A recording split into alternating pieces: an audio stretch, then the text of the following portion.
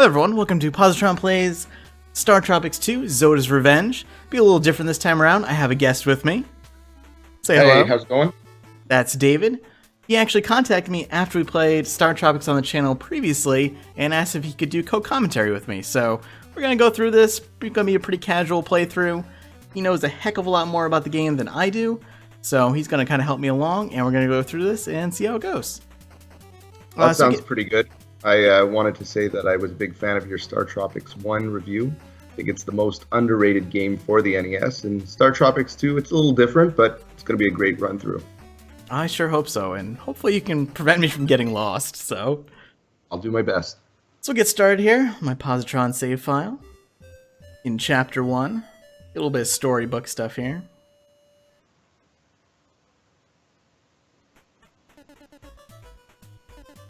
Ah, good old Mike. So Mike's actually going to talk to us for the start here. It kind of goes back and forth, if I remember correctly, but going between whether he's talking to us or whether we are Mike, which is a little bizarre. Yeah. Gives you a bit of the backstory from the first StarTropics. I think if you click no to the first question he asked you. Ah, yes. Good old Mika, now invading our brain.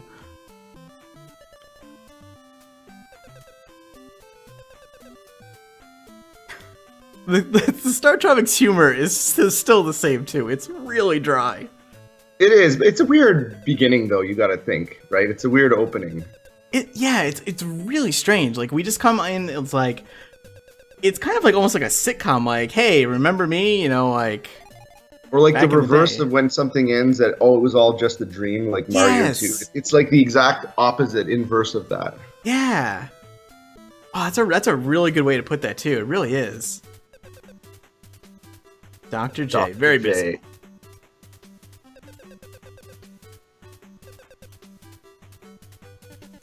It's quite the stack of books he's got there, too. And they all look the same. Yeah, I was just thinking that. The left is the exact same as the right there. Either like Encyclopedia Britannica. Blah, blah, blah. It's a good way to tell the story. We go, what is it? Was it a cat I saw? Was it a rat I saw? For those of the viewers who didn't watch your StarTropics 1 review or who don't know the story of StarTropics 1, obviously it ends where after Dr. J is rescued, you find out that they've been following these aliens from a distant planet called Argonia, who were basically captured by Zoda, and they escaped, and Zoda tried to track them down. So that's how you leave them in StarTropics 1, is they all go off on their merry way. So that's where we're at right now. Yeah, and we had saved, in StarTropics 1, we also talked to, was it Hirocon was the name of their leader? Now, I'm not sure if you actually met Hirocon at the end. I'm now drawing a blank there. Yeah, I'm not sure either. I know he was definitely mentioned. You know, Mika mentions her father. And Dr. I think J's that, if I recall, you don't actually meet Hirocon. You just meet the seven children. Yeah. There's actually a really good music track at that point, too. Well, yeah, and I'm not sure if you covered this. I know I posted this on one of your previous videos, but it's one of the two tracks that has a corruption in the sound file, where the original video, you don't even have the bass line. Yes. And if you get the downloaded bass line in an emulation, or if you're able to fix the sound file, it's like an even more epic sounding final track. I can't remember now if I linked to that, but I actually did repair mine to do that playthrough, especially for that final track. Because, it's a gorgeous track. Yeah, it's really good. So the first track also is interesting that you find that mistake early on in the game. Anyway. Yeah. So we've got the Oxford Wonderworld, I believe. You have to read the strange words of the cipher. Papa Mau Mau.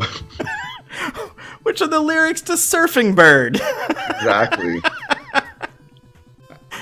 Every time I played that game recently, I always think of that Family Guy shtick. Yes, yeah.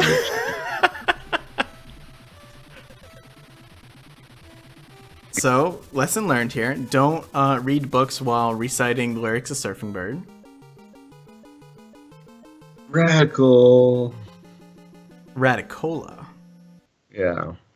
So I think that's essentially chapter 1. You don't even do anything. Ah, you're right. Yeah. So, a little bit of off-camera play. I just tested up through to this point. I've seen most of this game before, but I've not played it myself. Hey. The first thing you notice also is it's very dull looking compared to the original StarTropics. Yeah. Now the color scheme does improve later on, but I've always found that the sound and the graphics are not quite as up there as the first StarTropics. Maybe not as sharp. Yeah. It doesn't pop as much. It's still got good music, and we're gonna hear the soundtrack. It's not quite as epic as the first StarTropics, but you're gonna have some epic tracks nonetheless. Now, what's just happened there is you've fallen through one of the holes in the snow. And when I played this as a kid, I remember I had memorized exactly where every hole is, and I could have done the walk blindfold. I don't remember where any of those are. So you actually can avoid them then. It is possible. There is a path, and I think if you look at some playthroughs, I'm sure there's some people who have done that, but it's not a direct path, and it's, you get to see more of the game anyway. It's in some ways a bit of a tutorial. So the other thing about StarTropics 2 versus StarTropics 1 is that it's not strictly adhering to a grid system anymore either. No, and maybe you isn't. show the... So we can actually go diagonal now. Yep. And if you want, while you're here also, once you get rid of that guy... Man, that bear is brutal. Do a jump in the air after you kill him, of course, and then change direction in midair. Oh my. And that's going to come in handy in some places. Oh, that's later interesting. on. So I can actually kind of like have a lot of air control. Very Mega Man style air control now. Yeah, and you can still only jump the distance of one tile, but because you can go diagonally, you can actually get a little bit more than a tile because you're going diagonally between two tiles. Oh yeah, it does seem like I almost jump like 1.5 tiles. I well, feel like. Also jump off the bottom. Oh, whoops! Like now. I just yeah. You'll fall another one of these. There you go. Go up there and when you get to another multi-level there, take a jump and I'll show you. Oh, we got a different. Well, here you have like 3 levels.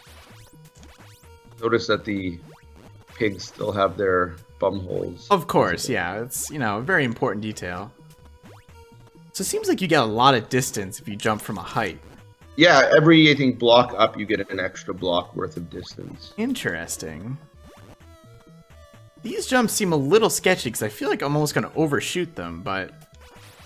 Yeah. So we still have the stars as well. I assume those serve the same purpose? Like 5 stars? Yeah, gives they you a serve heart? the same purpose. They don't come up quite in the same way that they did in the first StarTropics. The first StarTropics, it would be kind of random. You get a couple in a row, and then you wouldn't get some. You wouldn't see them for like a whole dungeon sometimes. Yeah, you'll see this more. It's more like a Castlevania 2. Like every couple enemies or so will drop a heart. Right, yeah. Or drop a star. The opening weapon you get here also is kind of unimpressive compared to the original StarTropics. Yeah, it's definitely no yo-yo. You got some rocks. 30 rocks. Wait a minute. You can test out a diagonal jump if you're feeling like doing it.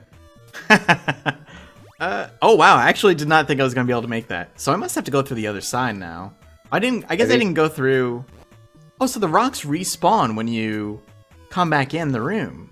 Well, you're in the Stone Age in a cave, so you think there'd be an abundance of rocks. I suppose that's a good point. So we have to go through a secret... It seems like I have no invincibility frames either. I feel like that's actually going to be a big problem. That's one of the things that you notice with the game. The game also has, like in StarTropics 1, an annoying sound that when you're low on energy, but the game designers decided to go even more annoying, if that was even possible, than the first game. Nice. And you're going to hear that. Hopefully you won't hear that too soon, but you will be hearing that. Probably pretty soon, yeah. Alright, we got a star there. Stars also, like they don't carry over either.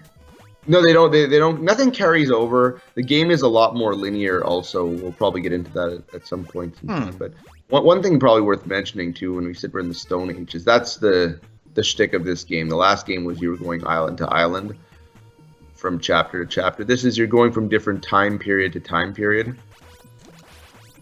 Not many islands involved, probably, in that case. Well, in many ways, you think about, where in the world is Carmen Sandiego, and how the sequel was not quite as well received that we're in time. And I think that's what they're going for. It's a great attempt at building the storyline, but it's not going to be quite as epic as the first one. And where in the world is Carmen Sandiego? I remember spending a lot of time with that as a kid. But not in time. No, I don't even think I played Where in Time is Carmen Sandiego until maybe once or twice when I was. And then of course there was Mario is missing, and Mario in Time, and those were not the finest gems to be found. Wasn't there a Simpsons game also that involved going through time? Yes, Bart versus the World, I think, handled a lot of stuff like that. Yeah. I am a caveman. That is one of the fattest horse paintings I've ever seen. That's the horse they're looking for. And again, I'm not sure if maybe they do eat horses, I don't know. Someday a reliever shall come from the south. Our village awaits him. Because Mike's a southpaw. Yep. Oh, yes. Good old StarTropics. I think I might have spoiled that joke that's going to be made a little bit later. Apparently Mike likes his steak rare as well. Hey, Piggy. Oh, this one doesn't turn around on us after we talk to it either. No, he doesn't. Now, I'm not sure if you played up to this point before, but it's really important to take a look at the writing on the wall here. All right. The circle, triangle. Yeah, you're going to want to write this down somewhere. Yeah, let me... Circle, circle, triangle, square, circle, square. All right, let's see. We'll write this down on... Oh, let's see. I actually have the note paper from when I did StarTropics. It's been used for, like, everything else. For the, what was the captain's piano? Still have that. Right, right. But that one was easy to remember. Do, mi, so far, do, mi. Like these... Right, circle, circle, triangle, square, circle, square, triangle. Nice. All right. And it would really suck if you were a kid playing this at home and you didn't write that down and then you got into the first dungeon because, what's that, 7 in a row that you're going to need to know. Yeah, I couldn't even remember the first 2 probably. Yum yum. All right. Well, you look important. Are you the chief? Southpaw reliever would come one day. Yes, I'm assuming this is a but thou must. Oh, you're a right-handed starting pitcher. We can change our lineup? Oh, that's funny. The StarTropics humor is the same, as you pointed out. Oh, right up my alley. Alright, so we gotta get rid of Yum Yum. Got it. Did I... Wait a minute, there's people down there. Yeah, I think there's... Unlike the first game, I think you can get away without talking to everybody everywhere. Actually, you do want to see... I think you do need to speak to the guy on the far left. This is also part of the backstory. Her daughter is... Her son is missing. I think it was her daughter, actually, right? Her daughter, Pudgy. No. Who names their kid Pudgy? Oh, we can warm ourselves by the fire. Hey, buddy, you look important. You're Tink.